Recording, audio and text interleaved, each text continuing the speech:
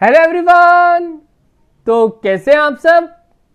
तो आज मैं आप सभी के लिए लेके आया हूं पार्टनरशिप के ऊपर लेक्चर। ये आपका पार्ट नंबर 1 जाने वाला है। आपको मैं बता दूं, ये जो आपका पार्टनरशिप है अकाउंटेंसी का topic, it is one of the most important topic from exam point of view. अगर आपका कोई भी फ्रेंड या रिलेटिव ऐसा है जिसने 11th-12th में कॉमर्स फील्ड चुनी हो, तो आप उससे पूछ सकते हो कि पार्टनरशिप की क्या इंपॉर्टेंस है। तो उसकी ओर से आपको यही आंसर होगा कि 12th क्लास में, मैं इसकी वेटेज आपको बता देता हूं, 45% रहती है, जो आपके 80 मार्क्स का पेपर होता है। तो आप समझ सकते हो कि पार्टनरशिप कितना इंपॉर्टेंट है। अगर 12th में आप कह सकते हो इसकी वेटेज 45%, तो आपके एग्जाम में भी कितना ये इंपॉर्टेंट जाने वाले। अब आप सभी को पता होगा, अब आपको पता चल गया होगा कि it is one of the vast subject. तो इसके ऊपर एक अकेली 600 to 700 पेजेस की एक बुक है। तो आपको वो बुक पढ़ने की जरूरत नहीं है। जो मैंने आपको बुक्स प्रोवाइड की हुई है, आपको मैं बता दूं, तमिलनाडु की बुक हमारे टेलीग्राम चैनल पे अवेलेबल है, एनसीईआरटी की बुक हमारे टेलीग्राम चैनल पे अवेलेबल है, जो मैंने खुद बुक लिखी है वो हमारे टेलीग्राम पे अवेलेबल है। आप वो कंसल्ट कर सकते हो। मैं गारंटी देता हूं आपको पार्टनरशिप का उधर से आएगा। आपने उधर 600 पेज की वो बुक पढ़ने की कोई जरूरत नहीं है, क्योंकि मैंने आपको स्टार्टिंग से बोलते आया हूं, हमारा एक ही मोटो है, कंसेप्ट पाओ मार्क्स लाओ। अगर आपने कंसेप्ट पे फोकस किया, आपके मार्क्स अपने आप आएंगे। तो बात करते हैं पार्टनरशिप की। बड़े स्टूडेंट्स कहते हैं सर इस पे प्रॉब्लम आए, तभी मैंने ये फिर से टॉपिक उठाया। ऐसे मैं पंचायत में पहले का करा चुका हूं, तो कोई बात नहीं, आप सभी का हुक्म सर आंखों पर। तो बात करते हैं पार्टनरशिप की। पार्टनरशिप वर्ड से तो आप बहुत ज्यादा वाकिफ होंगे। आप कॉमनली ये वर्ड भी यूज करते हैं, पार्टनरशिप। पार्टनरशिप क्या होता है? जब दो या दो से ज्यादा लोग मिलकर कोई काम करते हैं, मिलजुल कर काम करते हैं, ठीक है, उसको हम क्या बोलते हैं? पार्टनरशिप।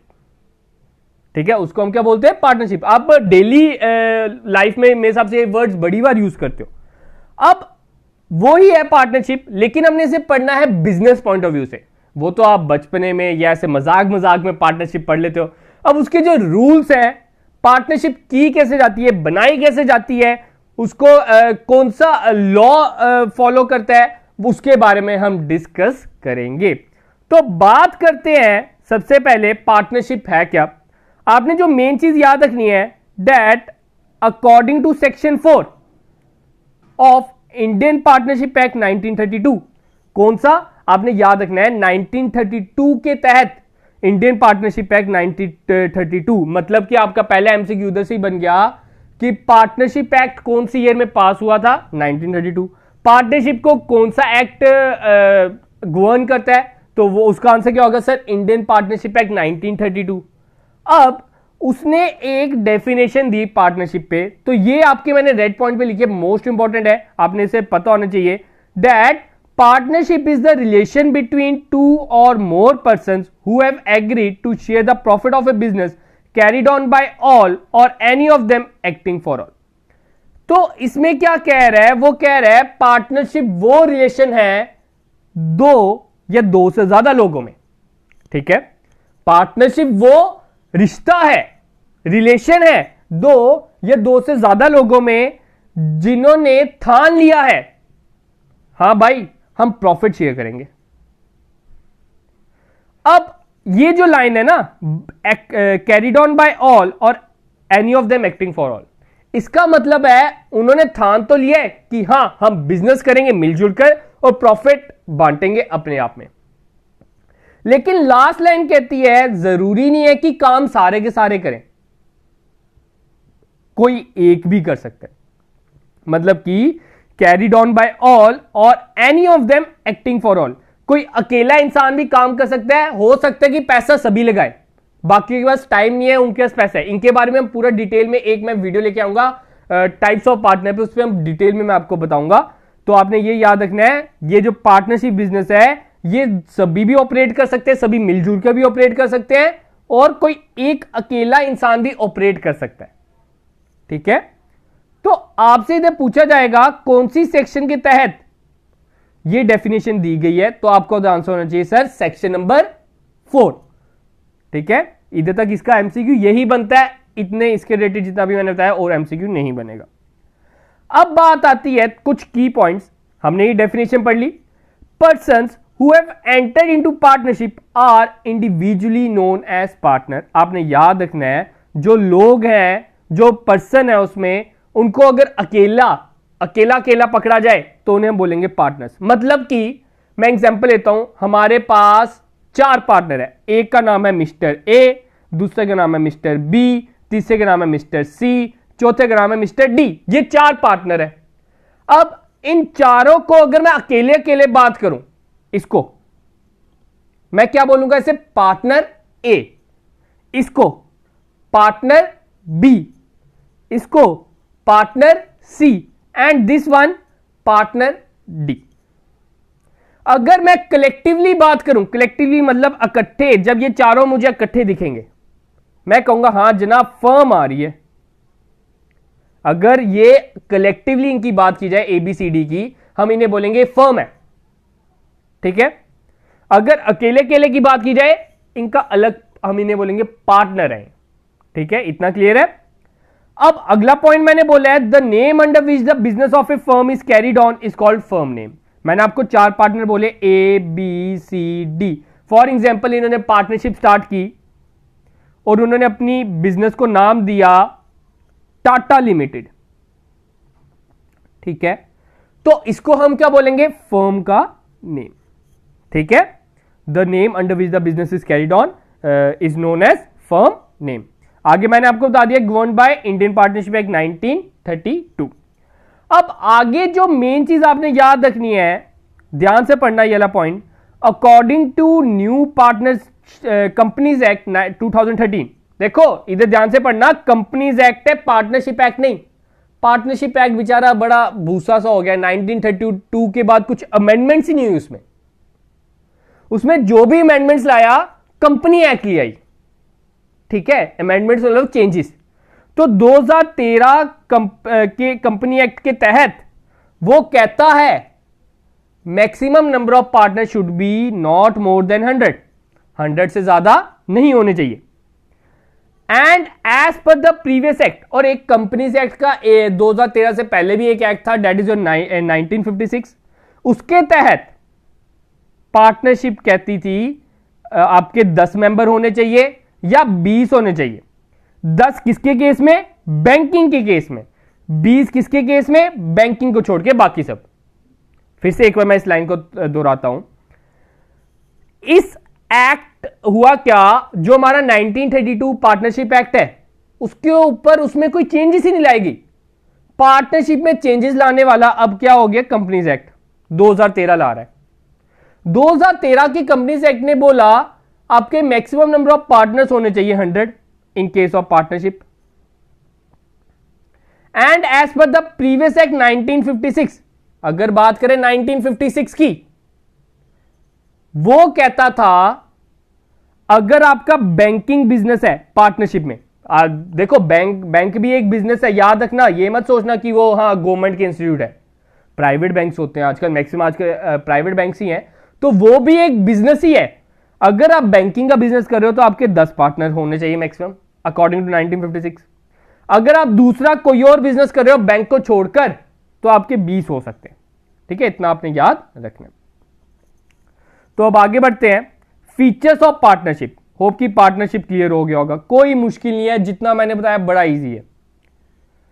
अब बात करता है पार्टनरशिप के क्या क्या फीचर हैं। पहला वो बोलता है 2 और मोर पर्सन। देखो मैंने इधर हेडिंग लिखी है, मैंने इसको कोई इतनी बड़ी कथा नहीं लिखी। आप बुक देखोगे, बुक में हर एक पॉइंट के 5-5, 6-6 लाइन आपको मिल जाएंगी। हमने वो थोड़ी लर्न करनी है, हमें सिर्फ और सिर्फ कंसेप्ट पे फोकस करना है, हमें वर्ड पे फोकस करना है, मीनिंग पे फोकस करना है। तो मैंने इधर आपको बस पॉइंट लिखा है। जो भी आप नोट्स बना रहे हो, मैं तो स्टार्टिंग से बोलते आया हूं, आप अपने नोट्स बनाइए, मेरे नोट्स की जरूरत नहीं पड़ेगी आपको, जो मैं बोल रहा हूं उसको आप लिखते रहो। तो मैं बोल रहा हूं पहला पॉइंट, 2 और मोर पर्सन। पार्टनरशिप का पहला फीचर है कि 2 या 2 से ज्यादा लोग होने चाहिए। क्या ऐसी पॉसिबिलिटी है आप अकेले इंसान पार्टनर बन जाओ? है ऐसी पॉसिबिलिटी? नहीं।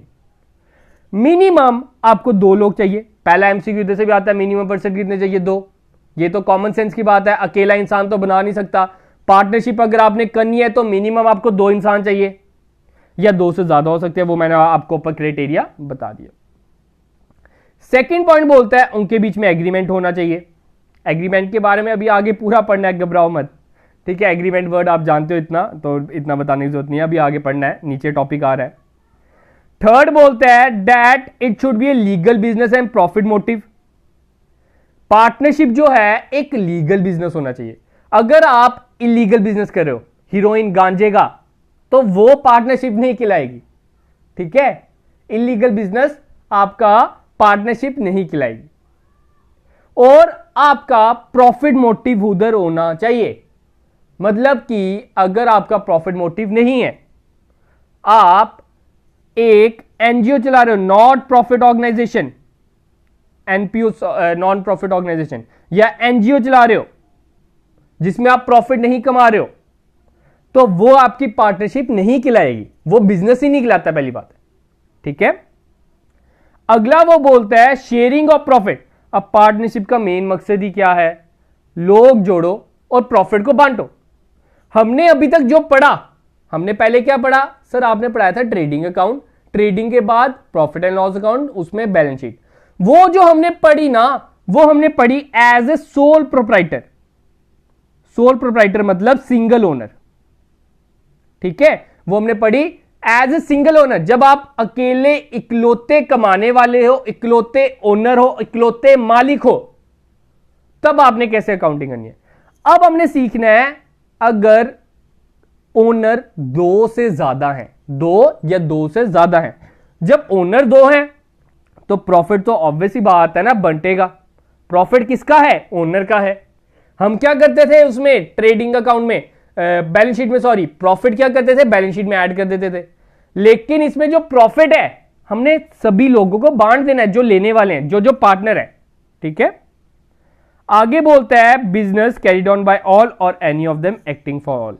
तो कहता है बिजनेस जो है या तो सभी के सभी चला सकते हैं या तो कोई एक भी चला सकता है, चलेगा, ठीक है। वो उनके अंडरस्टैंडिंग पे डिपेंड करता है। हमने कोई अंदर दखल अंदाजी नहीं करनी, उनके बीच में अंडरस्टैंडिंग होनी चाहिए। तो अब हम बात करते हैं पार्टनरशिप में एक और नई टर्म आती है, पार्टनरशिप डीड। ये बहुत ही इंपॉर्टेंट टॉपिक जाने वाला है, तो जो भी मैं कराऊंगा इंपॉर्टेंट ही कराऊंगा। आप सबसे गुजारिश है, ये जो मेरा ये वीक है ना, पार्टनरशिप वीक आप इसे नाम दे सकते हो, ये इस दिन आपने हर एक वीडियो देखनी है। क्योंकि बाद में क्या होता है, आप मेरे से क्वेरी पूछते हो तो मुझे खुद वीडियो ऑन करके देखना पड़ता है कि हाँ आपसे आप क्वेरी क्या पूछ रहे हो, तो मुझे उधर खुद देखना पड़ता है कि उधर मैंने क्या बोला है, तो उस पॉइंट ऑफ व्यू से आपको समझाना पड़ता है। तो मैं यही कहूंगा रोज की आपने ये वीडियो देखनी है, बस ये इस वीक देखिए, तो उसके बाद जो भी आपकी क्वेरी होती है आप कमेंट सेक्शन में जरूर पूछिए। तो आता है अब पार्टनरशिप डीड, ठीक है। तो घबराने वाली कोई बात नहीं है, इसको मैं कैंसिल कर देता हूं, इसकी जगह मैं लिख देता हूं एग्रीमेंट। अब आपको कुछ क्लियर हुआ, मेरे हिसाब से 90% तक क्लियर हो गया, शायद से 100% भी हो गया होगा। तो पार्टनरशिप डीड का दूसरा नाम पार्टनरशिप एग्रीमेंट है।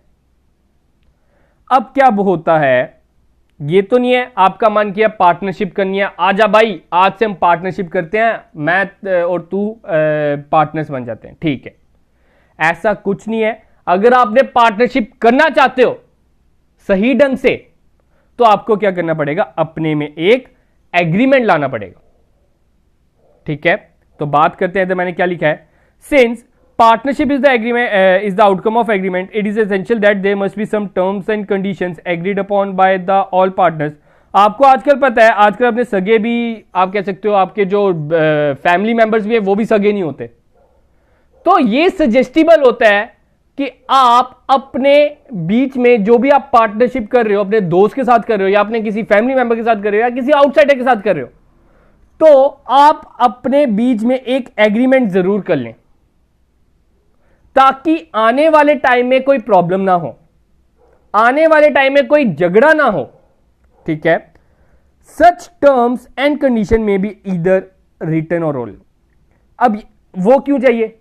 क्योंकि अब आपके बीच में हो सकता है आप बोल रहे हो कि हां मैं इतना पैसा कमाऊंगा, तू इतना पैसा कमाएगा, तू इतना प्रॉफिट लेगा, मैं इतना प्रॉफिट लूंगा, मैं इतना काम करूंगा, तू इतना काम करेगा, मैं दुकान इतने बजे आऊंगा तो दुकान इतने बजे आएगा, आपके बीच में कुछ टर्म्स एंड कंडीशंस होगी ना, ठीक है।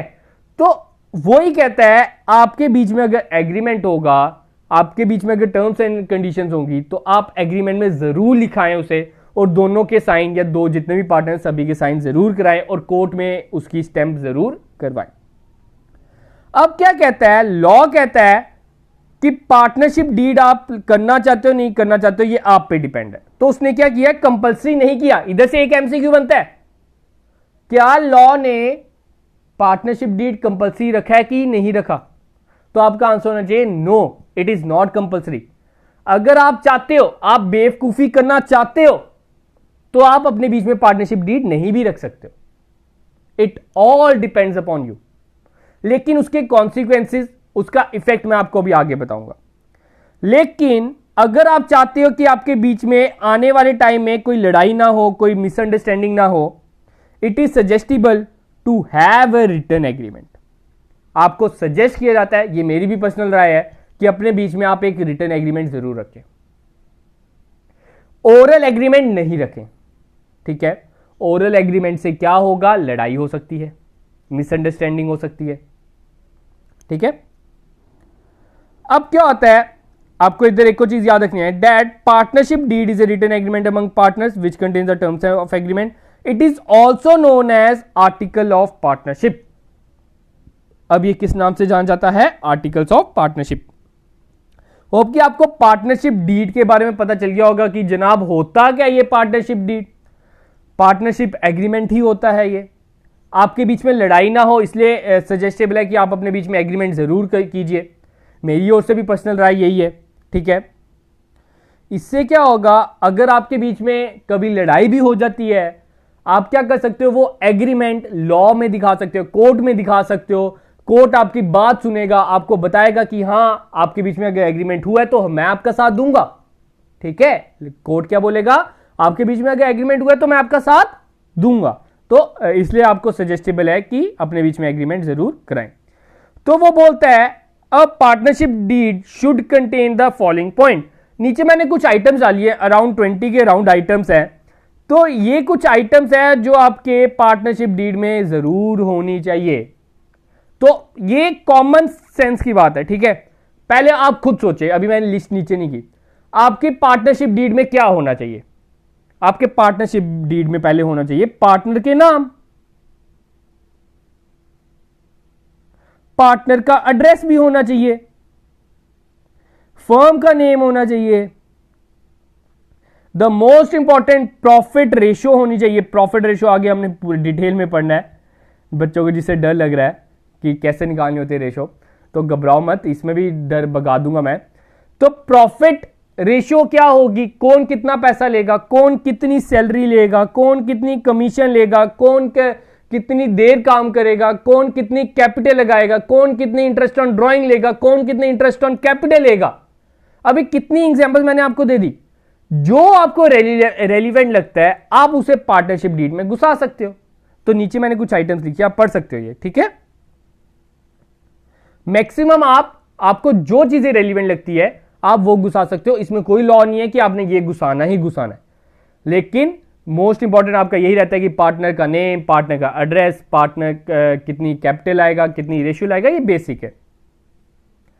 अब बात करते हैं, अगर आपके बीच में पार्टनरशिप डीड नहीं होती और हो जाती है लड़ाई, तो क्या होगा। तो ध्यान से सुनिएगा क्या होगा, इसके रिलेटेड आपको एमसीक्यू जरूर मिलेगा। अब क्या हुआ, हम इधर एग्जांपल लेके पढ़ेंगे। दो पार्टनर थे, मिस्टर ए एंड बी। ए ने क्या किया, बड़ा काम किया, दिन रात मेहनत की। बी बेचारा घर पे सोया रहता था। ए कहता मैं सैलरी लूंगा ज्यादा काम करने की। बी कहता नहीं देनी तुझे सैलरी। ए कहता मैं तेरे पे केस कर दूंगा। ए चले गया कोर्ट में, कोर्ट को उसने अपनी पूरी कहानी सुनाई। तो कोर्ट वाले बोलते अच्छा तूने सैलरी लेनी है, ठीक है, तो सबसे पहले तू अपना पार्टनरशिप डीड दिखा। वो कहता सर हमने पार्टनरशिप डीड तो किया नहीं, ये तो मेरा बड़ा अच्छा मित्र है, मेरा बड़ा अच्छा दोस्त है। तो कोर्ट कहता दोस्ती बिजनेस में नहीं देखी जाती, ठीक है, बिजनेस में दोस्ती नहीं देखी जाती। अगर तेरे पास डीड है तो तुझे सैलरी मिलेगी। तो जब इधर आपसे क्वेश्चन पूछा जा सकता है, अगर आपकी पार्टनरशिप डीड साइलेंट या एब्सेंट हो, दोनों सेम है, ठीक है, अगर आपके बीच में पार्टनरशिप डीड नहीं है तो आपको जो सैलरी है नहीं मिलेगी, आप जितनी मर्जी लड़ लो, ठीक है। कोर्ट बोलेगा तुझे सैलरी नहीं मिलेगी चाहे तूने जितना मर्जी काम किया हो, हमने तुझे पहले ही वार्न किया है कि अपने बीच में डीड कर। बाद में बोलते हैं ए बोलता मैंने ज्यादा कैपिटल भी लगाई है, मुझे इंटरेस्ट ऑन कैपिटल मिलना चाहिए। कोर्ट बोलता डीड दिखा तो तू इंटरेस्ट ऑन कैपिटल भी ले। तो कोर्ट ने बोला तुझे इंटरेस्ट ऑन कैपिटल भी नहीं मिलेगा, तूने बहुत बड़ी बेवकूफी कर दी है। फिर कहता मैंने लोन दिया था, कैपिटल नहीं लोन दिया था, तो उसके ऊपर मुझे इंटरेस्ट मिलना चाहिए 10%। तो फर्म कहती, कोर्ट कहता तुझे 10% नहीं मिलेगा। पार्टनरशिप एक्ट 1932 कहता है तुझे 10% तो नहीं मिलेगा लेकिन 6% जरूर मिल सकता है, ठीक है। आपने याद रखना है there is no salary if the partnership deed is silent, there is no interest when the partnership deed is absent, interest on partner loan is 6%, ठीक है। Distribution of profit is equal and interest on partners drawing is no. मतलब कि सबका answer no है। अगर आपके बीच में deed नहीं है आप जितना मर्जी लड़ लो, कोर्ट कुछ नहीं कर सकता। वो कहता तुझे कुछ नहीं मिलेगा अगर आपके बीच में डीड नहीं है। अगर आपके बीच में डीड नहीं है तो आपको बस लोन का इंटरेस्ट मिल सकता है 6%, और साथ में आपको प्रॉफिट आपका जो है वो इक्वल बंटेगा, चाहे आप जितनी मर्जी रेशो कर लो कि 3:2, 2:1, जो मर्जी रेशो कर लो। लेकिन कोर्ट कहता है अगर आपके बीच में डीड नहीं है तो इक्वल ही बंटेगा, चाहे तू जितना मर्जी काम कर ले। तो इसलिए कहा जाता है कि अपने बीच में डीड जरूर कराएं। होप कितना क्लियर होगा। तो ये था कुछ डीड के बारे में, ठीक है। अब हम कुछ पढ़ लेते हैं राइट्स ऑफ पार्टनर। पार्टनर के क्या क्या हक हैं, ठीक है। पहला हक है उसका right to participate in business, ठीक है। पहला हक क्या है उसका, बिजनेस में पार्टिसिपेट करना। बिजनेस में कोई भी काम हुआ है उसका हक है कि मैं उसमें पार्टिसिपेट करूं, उसको कोई नहीं रोक सकता इस हक के लिए। उसका दूसरा हक है राइट टू एक्सप्रेस ओपिनियन, वो अपनी राय देने के लिए उसके पास हक है, ठीक है, उसको कोई नहीं रोक सकता कि तू ओपिनियन नहीं दे। Right to assess books and account, तीसरा है कि अकाउंट जो बुक्स ऑफ अकाउंट्स है उसे असेस करने के लिए उसके पास राइट है। वो देख सकता है कि हां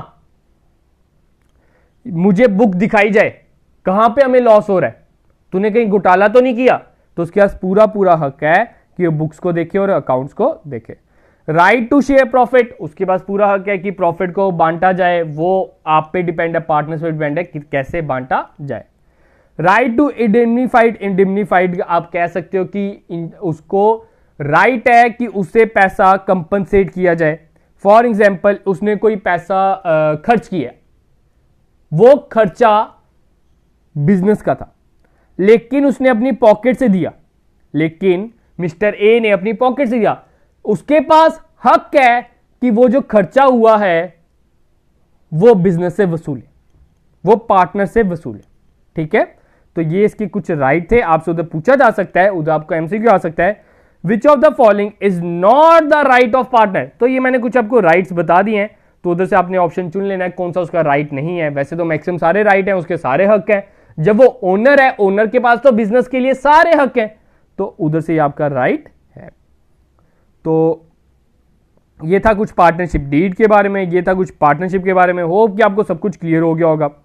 कल क्या करेंगे, कल ना हम एक कंप्लीट वीडियो बनाएंगे, वो शायद से थोड़ी सी बड़ी भी जा सकती है, किस पे, profit and loss appropriation account पे, ठीक है, और उसके प्रैक्टिकल क्वेश्चन पे, एक प्रैक्टिकल क्वेश्चन भी आपको उसके ऊपर मैं कराऊंगा, ठीक है।